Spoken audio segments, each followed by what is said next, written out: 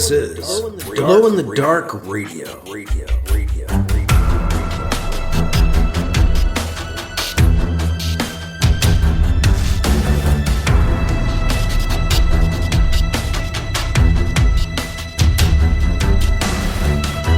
The science fiction podcast, with original independent science fiction, written and performed by Mike Luoma, with music by Kevin MacLeod.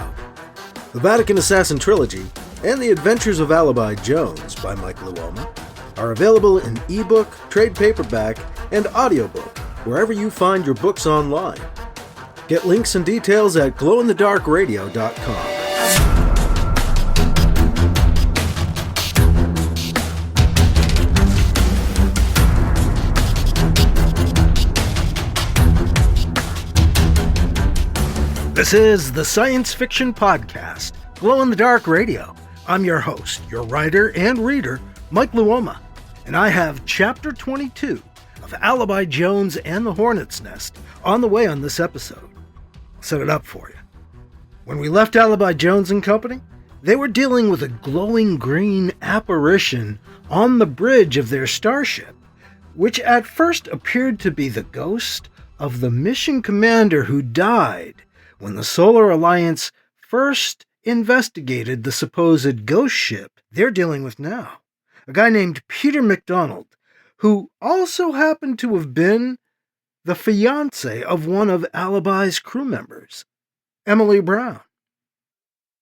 Now, Alibi Jones isn't sure he believes in ghosts, but he finds the so-called alien ghost ship has extended a tentacle towards his ship. And so Alibi's decided he doesn't believe in this ghost. He headed outside and began to blast away at this arm that seemed to be attaching itself to his ship.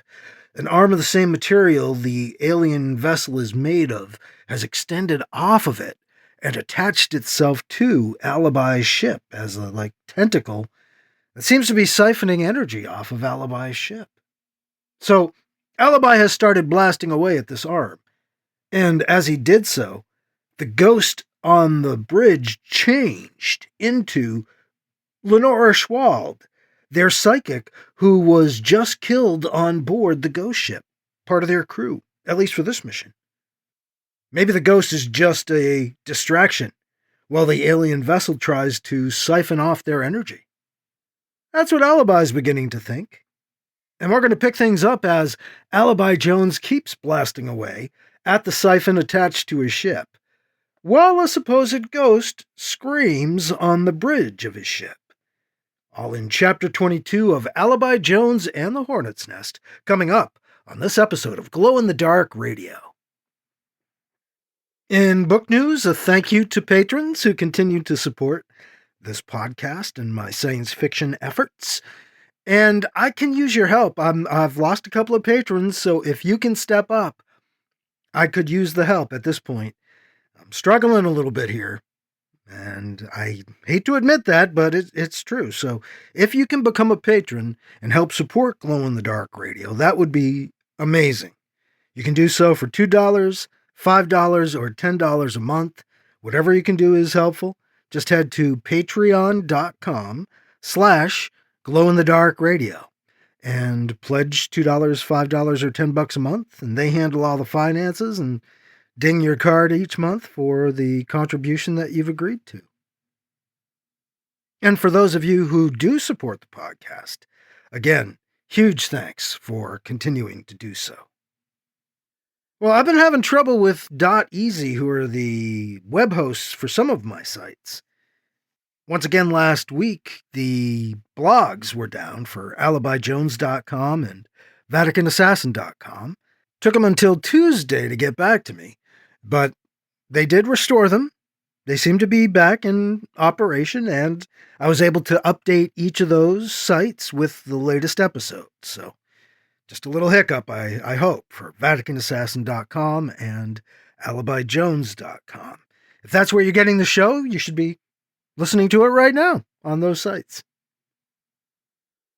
This weekend, I am at a convention, but it's for the other stuff I do. I'm going to be part of the 2026 Northeastern Anthropological Association's conference at Rowan University in Glassboro, New Jersey this weekend.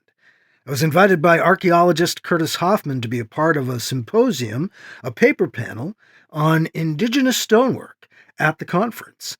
So I'll be presenting as part of a group of us presenting on the subject between 3:30 and 5:30 in the afternoon Saturday.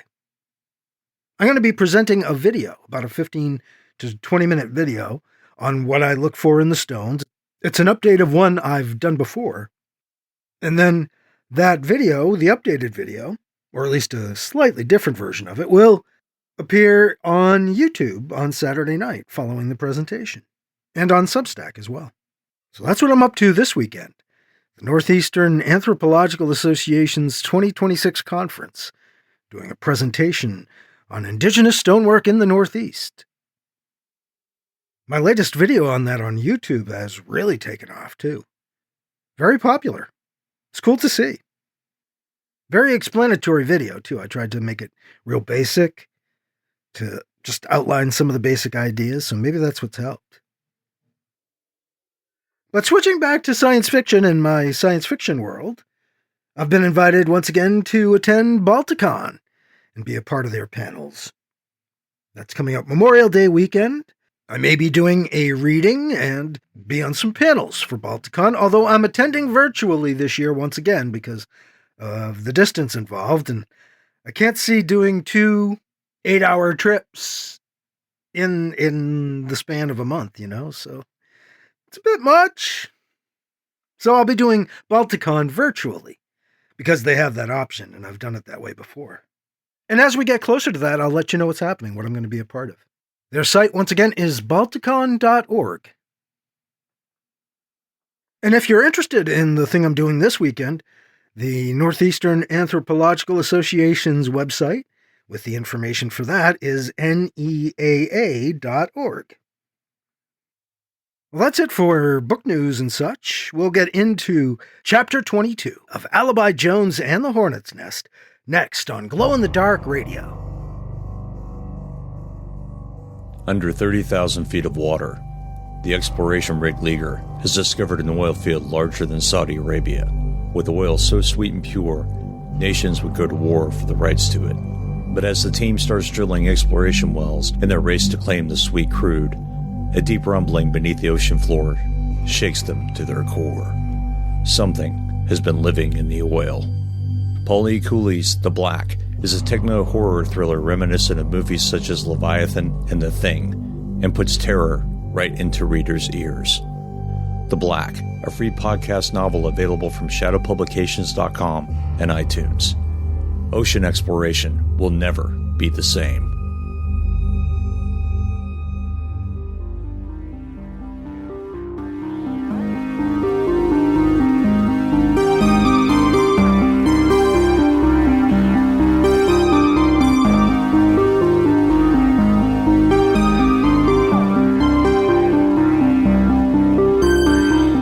Here's Chapter 22 of Alibi Jones and the Hornet's Nest on Glow in the Dark Radio.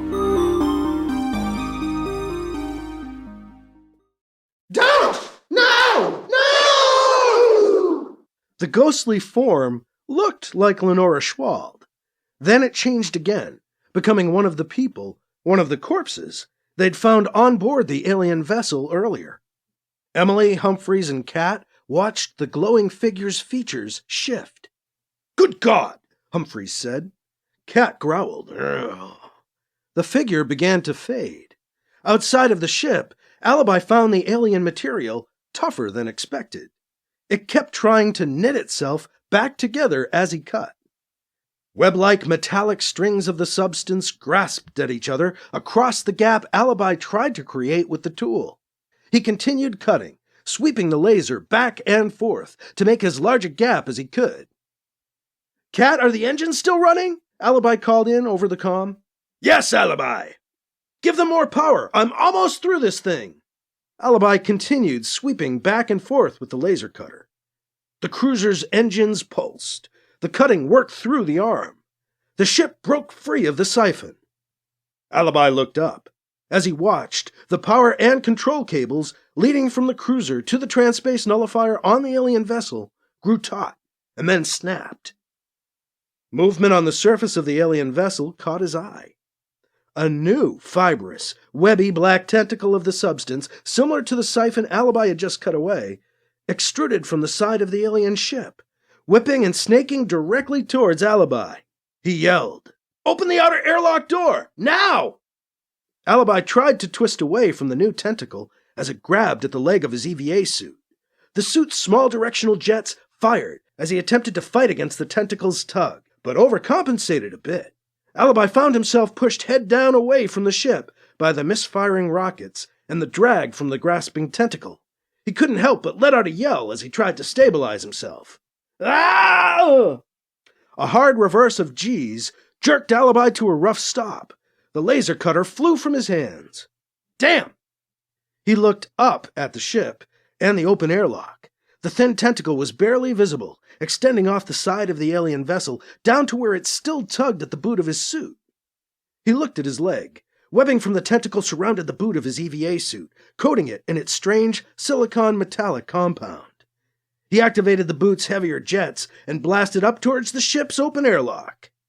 "Alibi, what's going on?" Emily asked over the comm. "Ugh," was his only answer, as his blast propelled him through the open airlock door and unceremoniously into the side wall. The tentacle held on as he bounced around the interior. He slowed and then stopped his ricocheting, stretching out his arms as he bounced off the walls. The quick blast up to the airlock stretched the alien tentacle into a thin metal cable still snaking out of the doors. It thickened, growing as Alibi watched. "The alien ship's got a hold of my leg," Alibi said. "Sent out a little mini siphon. It's got my suit. Close the airlock door and hit the engines. Maybe that'll cut it." "What?" Emily said. "Oh, I can see it on the screen now. It's snaked around your leg." "Not good," Cat added. "Closing the airlock." "Gun the engines, now!" Alibi shouted. "But it's still attached to you," Emily said, worry heavy in her voice. "Done," Cat said. It felt like the tentacle pulled Alibi foot first towards the closing airlock door, but he realized he was actually being held steady by the tentacle as the ship pulled away around them. He then realized something less cerebral. "Uh-oh," Alibi said under his breath. Wham! Alibi hit the inside of the airlock's outer door hard. He jerked his leg back just in time. Reflex kept his foot from being crushed in the door's closing. The ship's tentacle, however, was crushed in the closed airlock door. Alibi slid to the floor as the artificial gravity eased on. "We are away," Cat said over the comm, "and engaging the transspace drive now." Alibi felt his stomach turn over as the ship shifted into transspace. "Don't usually feel that. Must be because I'm close to the outside of the ship." "Ouch! What's that?"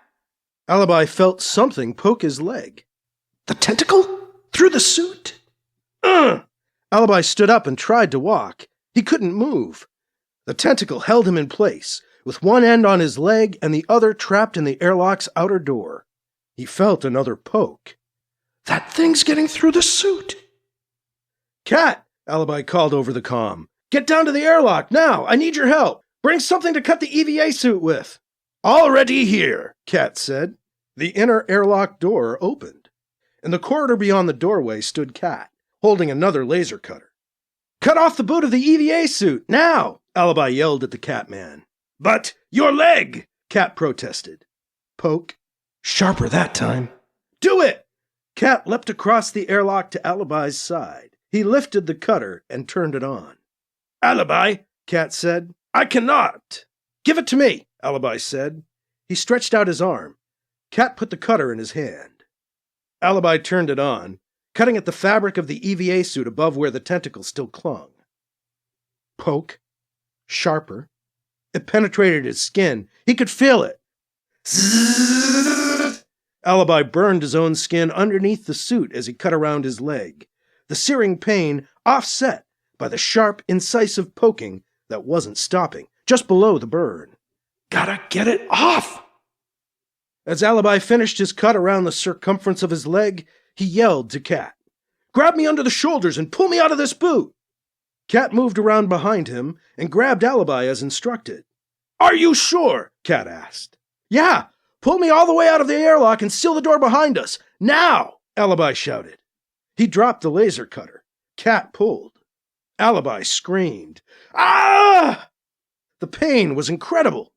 Searing, white-hot and burning and freezing at the same time, and oh God! A detached part of Alibi's mind was still somehow able to watch and process something of the events as they occurred, almost observing in slow motion. As Cat pulled him out of the boot of the EVA suit, Alibi discovered the alien ship's tentacle had sunk its feelers into the side of his lower right leg more deeply than he'd felt. A chunk of his calf stayed with the tentacle and the boot. The sudden pumping blood made the work slippery enough for the rest of Alibi's foot to pull free intact. Cat dragged him backwards from the airlock, his ripped artery pulsing out blood, painting the floor crimson red. Alibi saw the airlock door slide shut, and then passed out.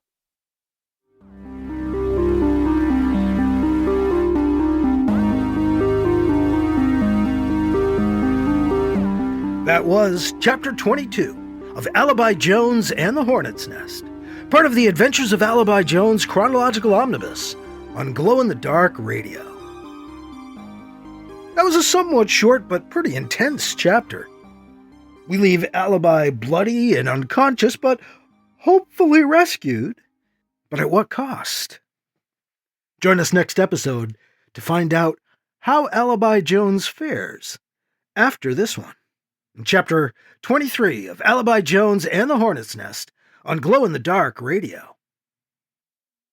Once again, a big thank you to patrons for helping to keep the show going. If you can become a patron and help to do that, it would be awesome. You can do so at patreon.com/glowinthedarkradio. And again, after a brief hiccup, alibijones.com and vaticanassassin.com should both be back up and running, bringing you the podcast. I'm at the 2026 NEAA conference this weekend, the Northeastern Anthropological Association's conference, but I'm also going to be at Balticon, the Baltimore Science Fiction Society's convention, which I've been a guest at many times in the past. Going to be a virtual guest this year for Balticon. You can find out more at balticon.org. That's coming up Memorial Day weekend. And that is all for this week's episode. I'm your host, your writer and reader, Mike Luoma. Thank you again for listening to Glow-in-the-Dark Radio.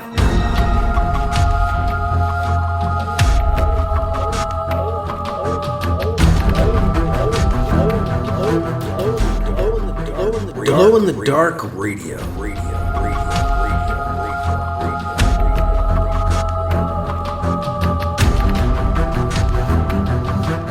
This podcast presentation is copyright 2026 by Michael F. Luoma and is protected under a Creative Commons Attribution, Non-Commercial, No Derivatives 4.0 International License, CC by NC-ND 4.0. Music by Kevin MacLeod.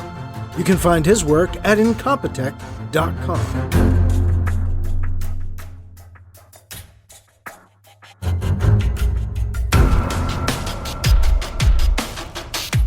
Mike's books are available in ebook, paperback, and audiobook, wherever you find books online. Get links and more details at glowinthedarkradio.com and mikeluoma.com.